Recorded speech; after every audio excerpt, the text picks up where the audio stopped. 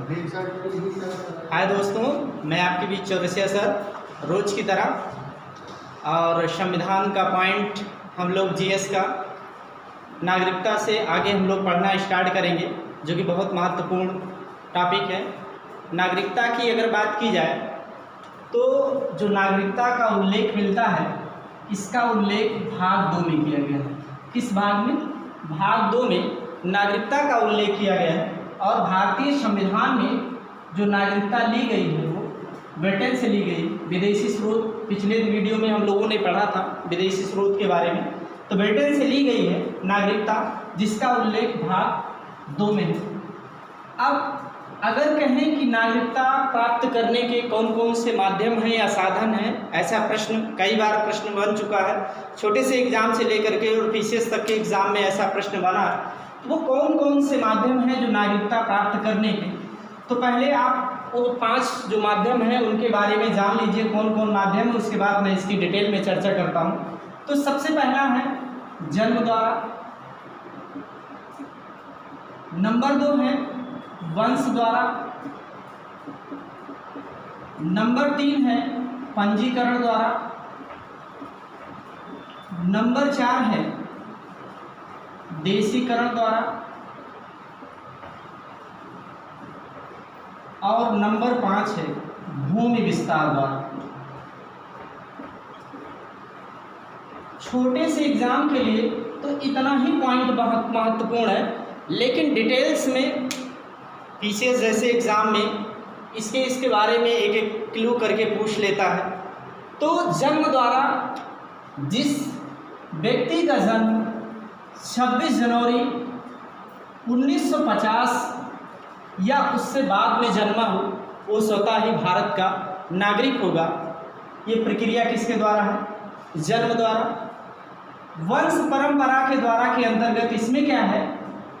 सन तो सेम वही है, 26 जनवरी 1950 को जिसका जन्म, इसके बाद से किसी भी व्यक्ति का जन्म भारत से बाहर हुआ हो। कहाँ? भारत से बाहर हुआ हो, लेकिन माता पिता में से कोई एक भारत का नागरिक हो, तो उसको वंश के आधार पर भारत की नागरिकता दी जाएगी। अगला जो महत्वपूर्ण पॉइंट है पंजीकरण। पंजीकरण में एक बहुत महत्वपूर्ण पॉइंट है कि वो पूछा जाता है कितने वर्ष तक। तो 5 वर्ष तक अगर कोई भारत में रहता है तो पंजीकरण के द्वारा उसे नागरिकता प्रदान की जाएगी। और इसके अलावा अगर कोई विदेशी महिला किसी भारतीय से विवाह करती है तो उसे भी इसी माध्यम से नागरिकता दी जाएगी। तीसरा पॉइंट इसी में जो बनता है, जो भारतीय नागरिकों के अवयस्क बच्चे हैं, अवयस्क मतलब जिनकी एज 18 से कम है, उनको भी इस प्रकार की नागरिकता दी जाएगी। फिर इसके बाद में अगला महत्वपूर्ण है कि मान लीजिए जो भी राष्ट्रमंडल सदस्य देश है, अगर वो राष्ट्रमंडल सदस्य देश के व्यक्ति अगर भारत में निवास कर रहे हैं या भारत सरकार के अधीन सरकारी नौकरी कर रहे हैं, तो उनको भी नागरिकता का प्रावधान किया गया है। ये आपका पंजीकरण है। देशीकरण, हालांकि अभी जो एनआरसी का मुद्दा है, अभी इसे करंट को जोड़ते हुए इसका एक अलग से वीडियो बनाएंगे। तो जो देशीकरण है, अगर कोई व्यक्ति भारत में आकर के 11 वर्ष तक रहता है, कितने वर्ष तक? 11 वर्ष तक रहता है, तो सरकार द्वारा देशीकरण का सर्टिफिकेट प्राप्त करता है, तो इसके माध्यम से उसे नागरिकता प्रदान की जाती है। फिर इसके बाद में अच्छा, देशीकरण की नागरिकता की एक खास बात यह है कि उसे राज्य में एक निष्ठा होनी चाहिए, और वो जो संविधान में प्रदत्त 22 भाषाएं हैं उसमें से कोई एक भाषा को लिखना पढ़ना जानता हो, और अगली बात उसका चरित्र उत्तम हो, तो देशीकरण के माध्यम से उसे नागरिकता प्रदान की जाएगी। भूमि विस्तार की बात की जाए तो मान लीजिए भारतीय सीमा से बाहर भारत ने कोई भूभाग विजित किया है या जीता है और उसे भारतीय सीमा में मिला लिया जाता है, तो उस क्षेत्र के जितने भी नागरिक होंगे वो स्वतः ही भारत के नागरिक होंगे। ये तो है 5 माध्यम नागरिकता प्राप्त करने का: जन्म द्वारा, वंश द्वारा, पंजीकरण द्वारा, देशीकरण द्वारा और भूमि विस्तार द्वारा। अब लोप की बात करें तो जैसे नागरिकता का लोप कैसे होता है, तो अगर आप किसी अन्य देश की नागरिकता ग्रहण करते हैं तब नागरिकता का लोप होगा, सरकार द्वारा छीने जाने पर नागरिकता का लोप होगा, या देशद्रोह करते हैं तो ऐसी स्थिति में भी आपका नागरिकता का छीन जाएगी आपसे। अब हम बात करते हैं कि इसका जो अनुच्छेद के अंतर्गत उल्लेख मिलता है, अब इसकी बात करते हैं कि किस अनुच्छेद में किस किस बातों का उल्लेख मिलता है।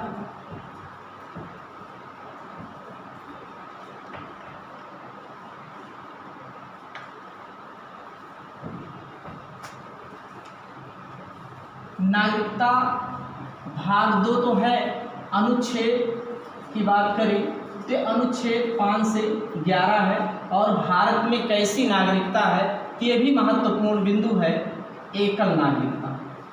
एकल नागरिकता का उल्लेख है। अभी तक अपवाद के तौर पर हम लोग जम्मू कश्मीर को पढ़ रहे थे, लेकिन 31 अक्टूबर 2019 को उसे जब से केंद्र शासित प्रदेश बना दिया गया, समूचे भारत में एकल नागरिकता का प्रावधान किया गया। अगर आपसे पूछें कि कोई ऐसा देश है जहां पर दोहरी नागरिकता का प्रावधान है, तो आपका यूएसए, संयुक्त राज्य अमेरिका। अब एक एक आर्टिकल में हम लोग डिटेल से चर्चा करते हैं कि आर्टिकल 5 में क्या है। अनुच्छेद 5 की बात करें तो इसमें संविधान के प्रारंभ में नागरिकता का उल्लेख है, केवल इतना ही बताया गया है। अनुच्छेद 5 में संविधान के प्रारंभ में नागरिकता। अनुच्छेद 6 की बात करें, अनुच्छेद 6 में इसमें जो पाकिस्तान से आने वाले व्यक्ति हैं उनके बारे में नागरिकता का प्रावधान किया गया है। ये तो छोटे से एग्जाम के लिए इतना ही पॉइंट महत्वपूर्ण है, लेकिन ईयर पूछ लेता है तो जो 19 जुलाई 1948 से पूर्व 19 जुलाई 1948 से पूर्व अगर वो पाकिस्तान से भारत आए हों तो ऐसे व्यक्तियों के बारे में नागरिकता का उल्लेख मिलता है। आर्टिकल 7 की बात करें, अनुच्छेद 7, तो अनुच्छेद 7 में अगर हम लोग बात करें तो अनुच्छेद 7 में जो भारत से पाकिस्तान गए हों ऐसे व्यक्तियों को नागरिकता पर नहीं दी जाएगी, लेकिन उसका जो टाइम ड्यूरेशन है, अगर मार्च 1947 से या उसके बाद से भारत से पाकिस्तान गए हों तो ऐसे व्यक्तियों को नागरिकता नहीं दी जाएगी। लेकिन अगर वो पुनः भारत चले आए हों तो ऐसे व्यक्तियों को नागरिकता का प्रावधान किया गया है, ये अनुच्छेद 7 कहता है। अब अनुच्छेद 8 की बात करें, अनुच्छेद 8 में ये बताया गया है कि भारत से बाहर रहने वाले भारतीय मूल के नागरिकों को नागरिकता का प्रावधान किया गया है। ये आपका अनुच्छेद 8 है। जबकि अनुच्छेद 9 की बात करें,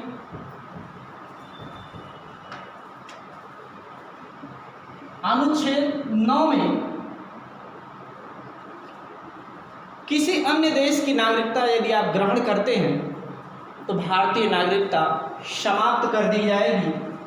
और अनुच्छेद 10 की बात करें तो अनुच्छेद 10 में भारतीय नागरिकता के अधिकार का बना रहना है, ये अनुच्छेद 10 कहता है। जबकि अनुच्छेद 11 की बात करें तो अनुच्छेद 11 में यदि इसमें यह प्रावधान किया गया है कि संसद विधि प्रक्रिया द्वारा नागरिकता में संशोधन कर सकती है। अब इसी में हम लोग तमाम अधिनियम या संशोधन है उसके बारे में भी जान लेते हैं। तो पुनः जितने आर्टिकल हैं इन्हें एक बार रिवाइज करते हैं। जन्म प्राप्त करने के 5 माध्यम हैं, जन्म द्वारा, वंश परंपरा द्वारा, पंजीकरण द्वारा, भूमि विस्तार द्वारा और देशीकरण द्वारा। जबकि आर्टिकल की बात करें तो 5 में संविधान के प्रारंभ में नागरिकता है, 6 में पाकिस्तान से भारत आने वाले व्यक्तियों के संदर्भ में नागरिकता का उल्लेख है, 7 में भारत से पाकिस्तान जाने वाले व्यक्तियों के संदर्भ में नागरिकता का उल्लेख है, 8 में अगर इसमें भारत से बाहर कोई रह रहा है भारतीय मूल के नागरिक को नागरिकता का प्रावधान किया गया है, 9 में किसी अन्य देश की नागरिकता ग्रहण करते हैं, ऐसी स्थिति में भारत की नागरिकता समाप्त हो जाएगी, 10 में नागरिकता के अधिकार का बना रहना है और इसके बाद में 11 में संसद विधि प्रक्रिया द्वारा नागरिकता में संशोधन कर सकती है। आइए देखते हैं कि कितना इसमें संशोधन हुआ है अभी तक। नागरिकता अधिनियम बहुत महत्वपूर्ण पॉइंट है। अब अधिनियम से जोड़ करके प्रश्न बनता है तो भारतीय नागरिकता, भारतीय नागरिकता अधिनियम, भारतीय नागरिकता अधिनियम में अभी तक ये जो 1955 अधिनियम है, अभी तक इसमें 6 संशोधन हुआ है। और वो कौन सा 6 संशोधन हुआ है? तो पहला संशोधन जान लीजिए 1986 में हुआ है, दूसरा जो हुआ है वो आपका 1992 में हुआ है, और तीसरा जो हुआ है वो आपका 2003 में हुआ है, और जो चौथा हुआ है वो आपका 2005 में हुआ है, और जो पांचवा हुआ है 2015 में हुआ है, और जो छठा हुआ है वो 2019 में नागरिकता संशोधन 55 के अंतर्गत अभी तक इतने इसमें संशोधन हुए हैं। आपका 1986, 1992, 2003, 2005, 2015 और 2019। हमको पढ़ना है महत्वपूर्ण जो है वो 2019। इसी के बारे में करंट से जोड़ करके आपसे तमाम प्रश्न बन सकते हैं। आइए इसकी चर्चा करें। तो इसमें क्या है, तो नागरिकता संशोधन अधिनियम ये किस किस दिन लोकसभा और राज्यसभा में पारित हुआ है? तो आपको इसके लिए सबसे बेहतर व्यवस्था यही है कि आप अगर देख लें, जैसे 9 दिसंबर को संविधान सभा की पहली बैठक होती है ना, ऐसे ही 9 दिसंबर 2019 को ये लोकसभा द्वारा पारित होता है। और लोकसभा में कितने मतदान पड़ता है पक्ष में, तो ध्यान रखिएगा। ऐसा मान लीजिए किसी लेवल के एग्जाम में पूछ सकता है आपसे, तो लोकसभा में पक्ष में 311 मतदान हुआ है। 9 दिसंबर 2019 को लोकसभा द्वारा पारित हुआ। और राज्यसभा तो सेम वही बातें कि जैसे संविधान सभा की दूसरी बैठक कब हुई, तो 9 दिसंबर के बाद 11 दिसंबर, यानी 11 दिसंबर 2019 को राज्यसभा द्वारा ये पारित हुआ। और पक्ष में कितना मतदान पड़ा था इसमें राज्यसभा में, तो पक्ष में जो पड़ा था वो पड़ा था आपका 125। अच्छा, बिल और अधिनियम, जैसे CAB सिटीजनशिप अमेंडमेंट बिल, जब इसे सदन में लाया जाता है तब ये बिल होता है, लेकिन जब राष्ट्रपति का इस पर हस्ताक्षर हो जाता है तो ये CAA हो गया, यानी सिटीजनशिप अमेंडमेंट एक्ट। और अधिनियम कब बनता है? जब राष्ट्रपति की स्वीकृति मिल जाती है। अब अगर हम बात करें कि इसमें जो नागरिकता संशोधन अधिनियम लाया गया, ये जो 5 माध्यम हैं नागरिकता प्राप्त करने के, उसको किसके अंतर्गत रखा गया? तो बहुत महत्वपूर्ण है, ध्यान रखना है, इसे देशीकरण के अंतर्गत रखा गया। किसके अंतर्गत? देशीकरण। अभी हम लोगों ने पढ़ा था कि देशीकरण में कितने वर्ष रहने के बाद सरकार द्वारा सर्टिफिकेट दिया जाता था? 11 वर्ष। लेकिन अब संशोधन किया गया कि यदि अब कोई 5 वर्ष रहता है तो उसे इस प्रकार की नागरिकता दी जाएगी। लेकिन कहाँ के नागरिकों को नागरिकता दी जाएगी, ये भी महत्वपूर्ण है। आइए इसकी भी बात करें। तो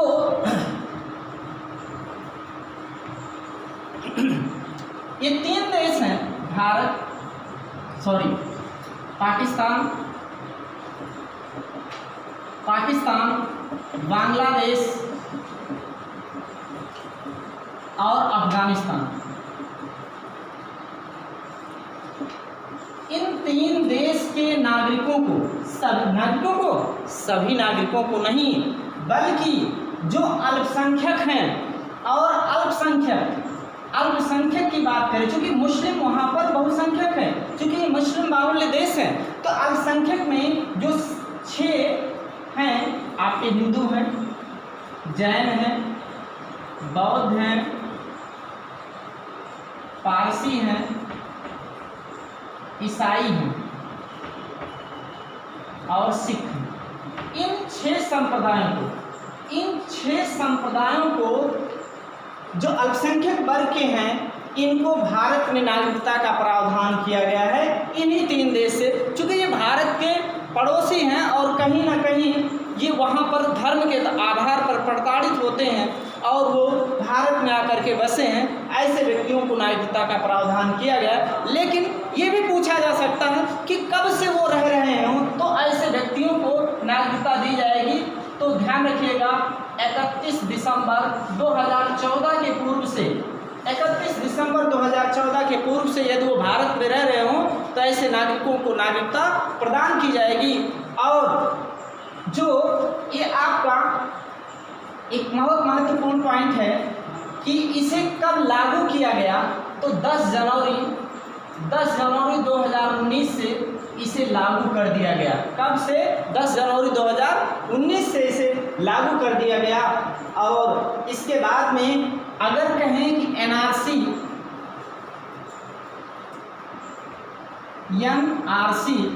और एनपीआर नेशनल रजिस्टर सिटीजनशिप, यानी ये नागरिकता से संबंधित है, और ये नेशनल पॉपुलेशन रजिस्टर राष्ट्रीय जनसंख्या रजिस्टर है। इसमें दोनों में अंतर क्या है कि ये अगर कोई मान लीजिए 6 महीना पहले से भारत में आकर के रह रहा तो उसे या कुछ दिनों के लिए वो रहेगा तो उसे नागरिकता प्रदान कर दी जाएगी, लेकिन ये अस्थायी तौर पे नागरिकता नहीं दी जाएगी। लेकिन इसमें जो है एनआरसी जो है इसमें कि जैसे कि 1971 में जब बांग्लादेश के साथ काफ़ी मात्रा में हमारे आपके पश्चिम बंगाल राज्य में और असम जैसे राज्य में काफ़ी शरणार्थी अवैध तरीके से यहाँ घुस आए रह रहे हैं, तो मार्च 1971 से पहले जो लोग यहाँ रहेंगे उनको नागरिकता दी जाएगी। अभी वहाँ पर काफ़ी जब जांच पड़ताल की गई तो लाखों की संख्या में वहाँ से लोग बाहर होंगे। तो ये बहुत महत्वपूर्ण है। अगर कहा जाए प्रश्न पूछ ले एनआरसी लागू करने वाला भारत का पहला राज्य कौन सा है, तो असम है। ये बहुत अच्छा। एक 2-4 प्रश्न आपसे पूछे कि कौन सा ऐसा अनुच्छेद है जिसमें ये बताया गया है कि संसद विधि द्वारा नागरिकता संशोधन कर सकती है, आर्टिकल 11, बहुत सही जवाब। फिर इसके बाद में कौन सा ऐसा अनुच्छेद है कि भारत से बाहर रहने वाले नागरिकों के संदर्भ में नागरिकता का उल्लेख है, तो हाँ बहुत सही जवाब आपका आर्टिकल नंबर 8 है कि भारतीय मूल के नागरिकों को नागरिकता का प्रावधान किया गया है। तो कोई भी एग्जाम के लिए इतना बहुत ही महत्वपूर्ण पॉइंट है, इट्स ओके। आप बेहतर पढ़िए और एक बेहतर काम करिए। अगर माँ बाप ने आपको यहाँ तक भेजा है तो उनके सपनों को साकार करिए और उनके एक एक पाई का एक सही तरीके से सदुपयोग करिए। Best of luck. Thank you. Okay.